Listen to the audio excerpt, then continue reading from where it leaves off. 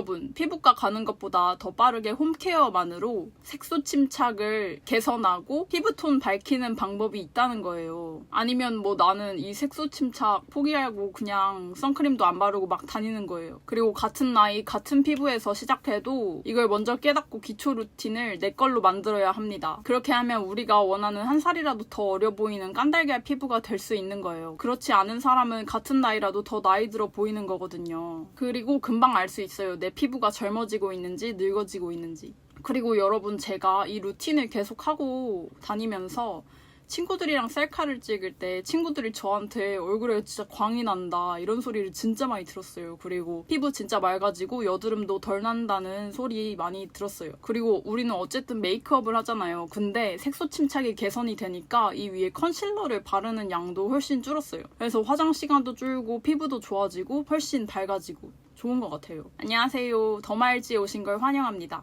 오늘은 색소 침착을 개선하는 아침 루틴이랑 나이트 루틴에 대해서 설명을 드릴 건데요. 이건 직접 제가 해보고 효과가 있어서 소개를 드리는 거니까 여러분도 한번 따라해보셨으면 합니다. 여러분, 색소 침착을 개선하기 위해서는 우리가 비타민 ABC를 적극적으로 활용해야 합니다. 이거는 변함없는 사실이죠. 근데 다만 비타민 A, C 같은 경우에는 자극감이 조금 있을 수가 있어서 피부가 예민하시거나 홍조가 심하시거나 하신 분들은 제가 그분들을 위해서 따로 팁 같은 걸 중간중간에 넣어놨으니까요. 영상 끝까지 봐주세요. 먼저 아침 루틴에 대해서 말씀드리겠습니다. 정상적인 표피는 pH가 4.5에서 5.5 정도의 약산성입니다. 그리고 아침에 일어나서 클렌징을 하겠죠? 우선 클렌징을 합니다. 근데 이때 약산성 클렌저를 사용해야 되는데 피부 타입에 따라 너무 지성이신 분들은 약 알칼리성 많이들 쓰시잖아요. 그래서 만약에 이런 약 알칼리성 제품을 쓰셨다면 다시 내 피부를 약산성으로 돌려줄 필요가 있습니다. 왜냐면 약 알칼리성 상태가 계속되게 되면 피부 장벽이 무너질 뿐만 아니라 그리고 각질층이 알칼리화가 되면 각질층이 원래 오밀조밀 붙어있는데 이 응집화가 잘 안 된다고 하더라고요. 그래서 제가 손을 많이 씻는데 손에 피부 장벽이 안 좋은 것도 이런 이유가 아닐까 싶습니다. 그래서 약 알칼리성 폼 클렌징을 썼다면 토너 패드를 써서라도 다시 내 피부를 약산성으로 돌려줄 필요가 있습니다. 저는 스킨푸드 당근 패드를 쓰는데요. 이게 근데 되게 부드러워서 좋더라고요. 해서 꺼내면 이게 엄청 두꺼운 재질인데 두꺼워서 토너 패드가 중요한 점이 내 피부가 물리적으로 너무 마찰이 있으면 안 되잖아요. 근데 이건 엄청 부드러워서 물리적 마찰을 최소화해줍니다. 이게 토너 패드가 내 얼굴을 살짝 지나가듯이만 닦아주세요. 자, 이렇게 피부결 정리를 해줬으면 여기서 비타민 C 앰플을 바릅니다. 그리고 여러분, 약산성 피부를 유지해야 하는 이유가 하나 더 있는데요. 여드름균이 pH 6에서 6.5에서 가장 활발하다고 합니다. 내 피부의 정상 pH인 4.5에서 5.5를 더욱 유지해주는 것이 중요하겠죠. 그리고 이제 비타민C 앰플을 바릅니다. 저는 아누아 그린레몬 비타C 잡티 세럼을 쓰는데요. 이게 순수 비타민C임에도 불구하고 엄청 자극감이 덜 해가지고 예민한 피부에도 사용하기 좋을 것 같아요. 그래서 초반엔 이런 걸로 좀 시작을 해서 나중에 순수 비타민 함량이 높은 비타민C로 넘어가주면 좋습니다. 그리고 비타민C는 우리 피부 세포가 자외선을 받게 되면 활성산소가 생기는데 이게 피부의 세포의 노화를 더 촉진한대요. 근데 이런 걸 막아주는 항산화 작용을 하기 때문에 낮에도 써주는 것이 좋습니다. 이게 순수 비타민인지 알 수 있는 방법은 성분표를 보시면 순수 비타민의 경우에는 아스코빅 애시드라고 표기되어 있고 이게 효과가 더 좋습니다.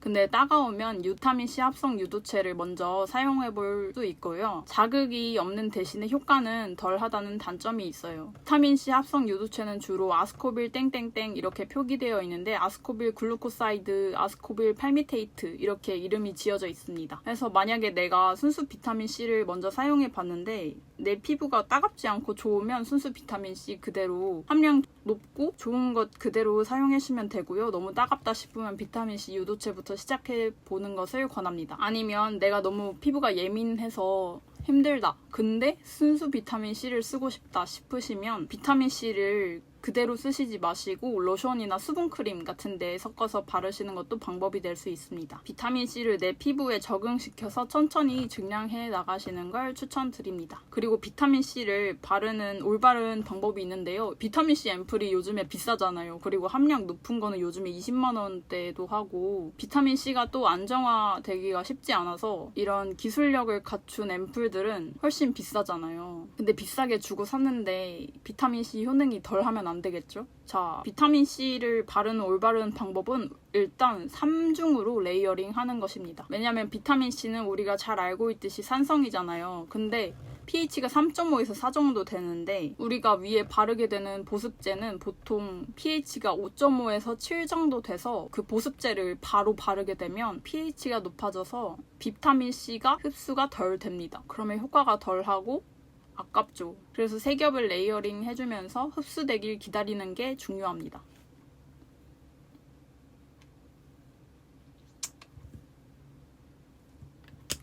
그리고 비타민C를 더욱더 흡수시킬 수 있는 방법이 있는데 바로 이 갈바닉 기기를 이용하는 건데요. 저는 비타민C는 주로 갈바닉 기기 이용해서 흡수시키는 것 같아요.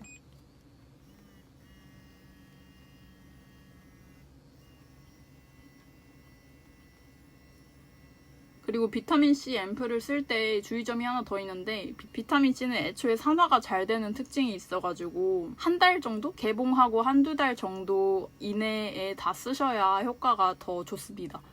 그리고 앰플 제제 같은 경우에는 오래 아껴서 쓰실 생각하시면 안 되고 한 달 안에 반복적으로 꾸준히 써주는 게 좋다고 생각하시면 됩니다. 사실 비타민C 막 20만 원짜리 그렇게 하시면 물론 더 좋겠지만 효과 좋다고 알려진 순수 비타민C 앰플을 얼굴에 여러 번 바르고 흡수를 더 잘 시켜주는 것이 중요하다고 생각합니다. 그리고 여러분 비타민C가 좋은 항산화제잖아요.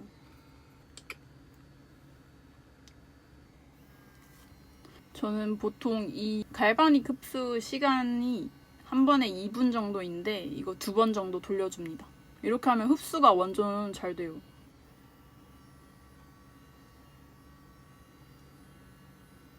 그리고 이게 앰플을 듬뿍 올려서 롤링 해주는 것도 좋지만 너무 마찰이 생긴다 싶으시면 이런 젤 같은 거를 이렇게 뿌려서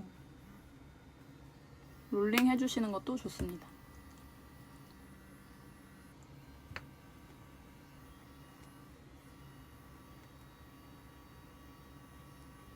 그리고 여러분 비타민C가 좋은 항산화제잖아요. 그래서 얼굴에 바르는 것만 해도 좋은데 먹는 비타민C를 사용해도 좋습니다. 하루에 3000mg 정도 복용하라고 권장하는데 이거 종근당에서 나온 비타민C 유명하니까 식후에 챙겨 다니면서 꾸준히 먹어주시는 거를 권장드립니다. 그럼 피부가 훨씬 더 빨리 하얘지겠죠? 그리고 비타민C랑 같이 항산화 작용을 더욱 배가 되게 해주는 비타민 E가 있는데요. 비타민 E도 영양제처럼 자주 먹어주게 되면 세포가 활성산소에 의해서 부식되는 것을 더 막고 피부 미백에 더 도움이 될 겁니다. 그리고 나이아신아마이드가 비타민C랑 같이 썼을 때 더 좋다고 알려져 있기 때문에 저는 이 비타민 B3인 나이아신아마이드 이 위에 한 번 더 발라주고요. 근데 갈바닉 써서 흡수시키니까 훨씬 더 좋은 것 같아요. 피부가 훨씬 더 부드러워졌어요. 이거 바를 때 여기 텍스처가 비타민C는 사실 너무 좋은 항산화제이기 때문에 저희가 꾸준히 쓸 수밖에 없잖아요. 그래서 흡수를 더 잘 시킬 수 있는 이런 기기 하나쯤 장만해 두시는 것도 좋은 방법일 것 같아요. 자, 피부에 흡수되도록 조금 기다려주고요. 자, 이제 이런 보습 크림으로 마지막으로 얼굴을 덮어주면 끝납니다. 그리고 우리가 데이 루틴이잖아요. 이 위에 선크림을 발라야 하는데요. 애초에 색소 침착의 주 원인이 자외선이기 때문에 자외선 차단제를 발라주는 건 진짜 중요합니다.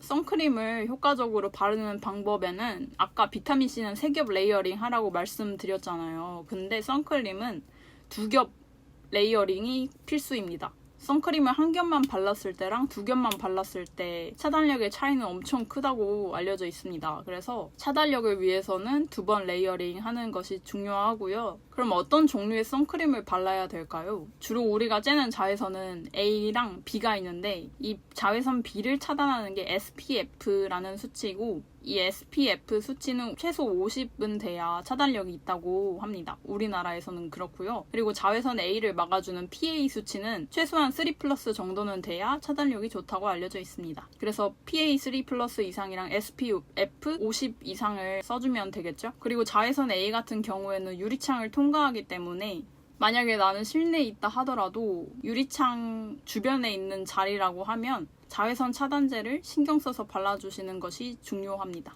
그리고 자외선 차단제에 항산화 성분이 들어있는 비타민 C가 같이 들어간 선크림도 좋고요. 아까 보여드렸듯이 비타민 C 앰플을 아침에 바르고 그 위에 자외선 차단제를 발라주는 것도 좋습니다. 그리고 선크림 종류에는 유기자차랑 무기자차가 있는데요. 많이 들어보신 분들도 있겠지만 우선 유기자차는 화학적으로 자외선을 차단해주는 원리입니다. 대신에 열이 발생하기 때문에 트러블이 심하신 분들은 피부에 열이 발생하면 최악이잖아요. 그래서 무기자차 선크림을 추천드리는데요. 무기자차 선크림은 말 그대로 물리적으로 햇빛을 차단합니다. 대신 피부에 선크림이 흡수가 잘 안 돼서 백탁 현상이 있을 수가 있지만 열은 생기지 않으니까 트러블성 피부나 예민한 피부에 더 적합하겠죠. 구분하는 법은 무기자차 선크림의 성분에는 징크 옥사이드, 티타늄 다이옥사이드 2가지가 있습니다. 이거 2가지 외에는 다 유기자차 선크림이라고 생각하시면 되고요. 무기자차 선크림은 주로 백탁 현상이 있다고 말씀드렸는데 트러블이 심하신 분들은 열이 생기는 것보단 나으니까 백탁 현상이 덜 심한 무기자차 선크림을 찾아서 쓰시면 될 것 같습니다. 요즘에는 백탁 현상을 잡는 선크림들도 많이 나왔더라고요. 제가 쓰는 선크림은 9달 청귤 비타C 잡티 톤업 크림인데 이거는 무기자차 선크림입니다. 그리고 쿠션이랑 궁합이 되게 좋아가지고 잘 쓰고 있습니다. 광고는 아니고요. 그리고 우리가 그 위에 메이크업을 하잖아요. 그래서 자외선 차단 효과를 플러스 더 시켜줍니다. 그리고 사실 여드름 색소 침착은 애초에 여드름이 생기지 않게 예방하는 것이 더 중요합니다. 자, 이제 나이트 루틴에 대해서 설명드리겠습니다. 우선 메이크업을 하고 하루 종일 돌아다니면서 노폐물도 쌓이고 메이크업 찌꺼기도 내 피부에 남아있는 상태겠죠. 그리고 메이크업은 대체로 피부에 유분기도 같이 뭉쳐져 있기 때문에 클렌징 오일이나 클렌징 밤을 사용해서 1차 세안을 해준 다음에 클렌징 폼으로 2차 세안을 해주는 것이 중요합니다. 그리고 아까 말씀드린 무기자차 선크림의 경우에는 뻑뻑해서 클렌징 오일을 써주시는 것이 더 중요합니다. 그리고 세안을 하고 나서는 수건으로 톡톡 두드려주고 문지르지 마시고요. 자, 이번에도 토너 패드로 내 피부를 약산성으로 돌려줍니다. 그리고 이번에도 비타민C 앰플을 바로 발라주는데요. 아까 말씀드렸듯이 3겹 레이어링 하는 것이 중요하고 피부에 흡수될 때까지 기다려주는 것이 필요합니다. 자, 이렇게 비타민C를 발랐으면 이제 비타민 B3, 나이아신아마이드를 발라주고 이 앰플도 피부에 흡수가 될 때까지 기다려줍니다. 그리고 나이트에는 하나가 더 추가되는데요. 바로 비타민 A입니다. 비타민 A는요, 비타민 C처럼 항산화 기능이 뛰어나고 거의 모든 피부의 문제점을 해결해주는 만능 성분입니다. 비타민 A가 진짜 좋아요. 여드름 개선도 해주고 피지도 줄여주고 모공도 줄여주고 주름도 없애주고 이게 또 비타민C랑 같이 썼을 때 그렇게 효과가 좋아요. 비타민 A를 왜 이전에는 몰랐을까 싶을 정도로 좋습니다. 그리고 비타민 A가 피부 재생 속도를 높여주는데 유명하죠. 그리고 비타민 C랑 비타민 A를 같이 썼을 때 더욱더 시너지 효과가 난다는 논문도 있고 제가 발라보니까 진짜 색소 침착이 많이 옅어졌어요. 비타민 C랑 레티놀을 같이 쓰는 루틴이 신기하게 효과가 있더라고요. 자, 올바른 비타민 A 사용법에 대해서 알려드릴 건데요. 일단 내가 비타민 A를 처음 써본다 하신 분들은 레티놀이라는 거 먼저 사용하시길 바랍니다. 우리가 보통 스티바 A 크림이랑 20 크림 전문 의약품 있잖아요. 피부과에서 처방받아서 쓰는 그 비타민 A 연고가 있는데 처음부터 그걸 사용하게 되면 너무 자극감이 심할 수가 있어서 오히려 피부 장벽이 무너질 수가 있어요. 그래서 기능성 화장품에 레티놀이라고 들어있는 성분 먼저 써보시길 권합니다. 저는 아이오페 레티놀 슈퍼바운스 세럼을 사용하는데요. 이게 자극감이 없어서 처음에 부담 없이 써보기 좋더라고요. 그리고 이후로 내가 만약에 이게 적응이 된다면 그 다음 단계는 이제 레틴알데히드라고 하는 레티날이고요. 그 다음이 레티노익 엑시드인 전문의약품입니다. 그래서 이렇게 순차적으로 단계적으로 적응시켜 나가는 것이 필요하고요. 그리고 주의할 점이 비타민 A는 저녁에만 사용해야 합니다. 왜냐하면 비타민 A가 자외선을 만나면 오히려 피부에 자극을 줄 수가 있거든요. 그래서 오히려 저희가 색소 침착을 줄이려고 비타민 A를 썼는데 그 햇빛을 만나게 되면 광과민 반응 때문에 오히려 과색소 침착이라는 부작용을 얻을 수 있습니다. 그래서 꼭 주의하실 점이 저녁에만 사용해야 한다는 점이고요. 그리고 예민하신 피부를 위해서 자극감에 대해서 얘기를 안 할 수가 없죠. 비타민 A는 피부 재생 주기의 속도를 올려주기 때문에 자극감이 많이 있습니다. 레티놀도 아까 말씀드렸듯이 비타민 C처럼 약간 비타민 C 유도체 느낌으로 레티놀부터 사용하시고요. 이것도 마찬가지로 수분 크림이랑 보습제 듬뿍 써서 같이 섞어서 발라주시는 것을 추천드립니다. 농도를 비타민 C처럼 좀 저농도에서 시작해야 부담이 덜합니다. 그리고 레티놀은 피부를 건조하게 만드는 성질이 있다고 해요. 그래서 히알루론산 앰플이랑 같이 써주면 좋다고 합니다. 근데 어차피 보습제를 덮어줘야 돼가지고